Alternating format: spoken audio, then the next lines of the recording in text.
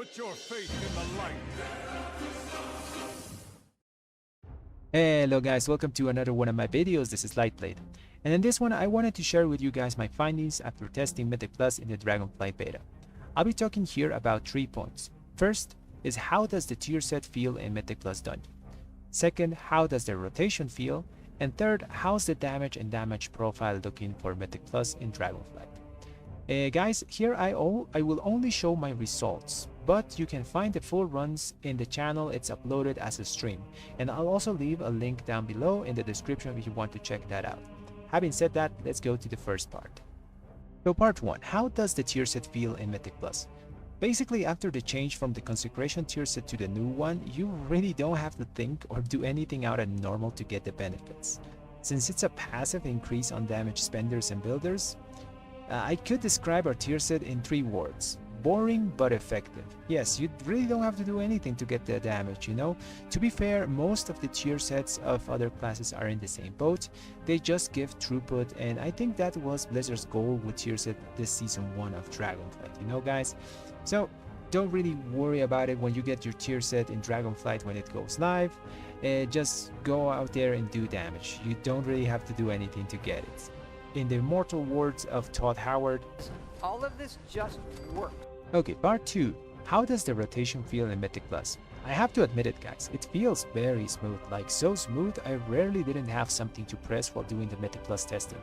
And that's even after the nerfs of Art of War procs and the Wake of Ashes nerf to only 20% proc chance.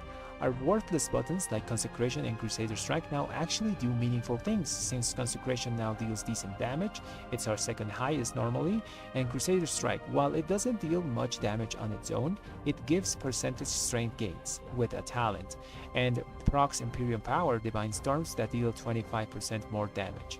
We also have stuff like Exorcism that is a nice addition to our damage tools in Mythic Plus, with the uncapped AoE dot every 20 seconds as long as you use it on top of a Consecration.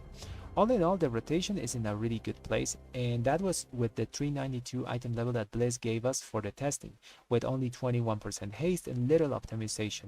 The more stats we get, the better the rotation is going to feel. Now let's go to the last part. Okay guys, so last part is how is our damage and how is our damage profile for Mythic Plus dungeons. Okay, so the damage part is kind of tricky to answer at the moment. In most of my keys I ended up topping the meters. I only lost 1 to a monk, and that was basically because I DC'd at the start of the dungeon. It was some kind of weird.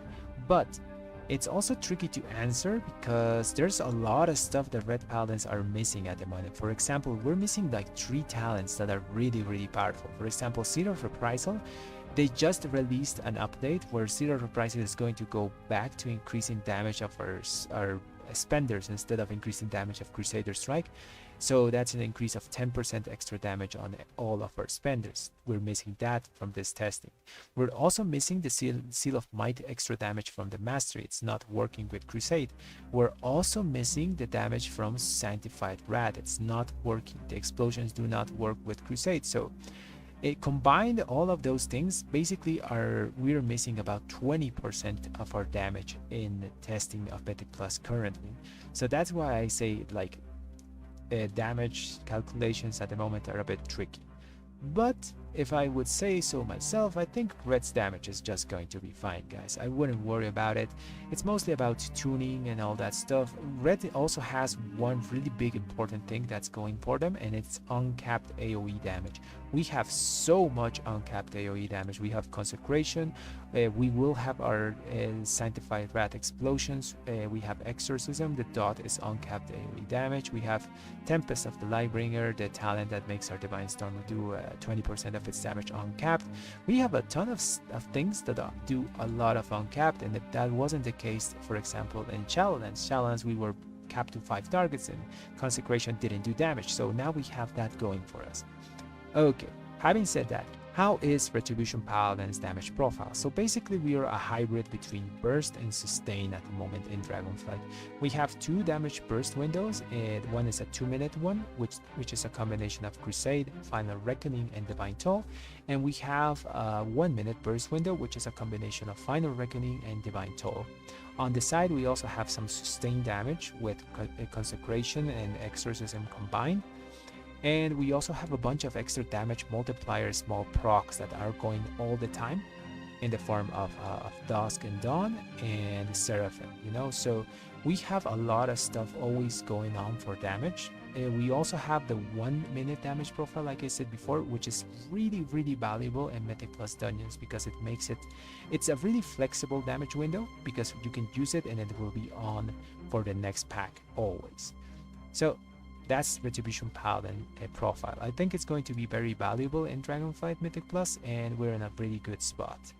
Okay guys, that's going to be all for the video today. I really hope you enjoyed it, and well, it fills me a bit with hope after playing Mythic Plus, like well, Retribution in a Mythic Plus environment and Dragonflight, because I was playing it in like heroic dungeons and all those stuff, but it's not the same, you know. And I wanted to see it like in a Mythic Plus environment, and I'm happy with what I saw and what I played. I'm thinking we're going to be just fine. And well guys, that's going to be the end of the video, as I said before, and if you liked my content, subscribe to the channel and leave a like to the video. Thanks for watching everyone.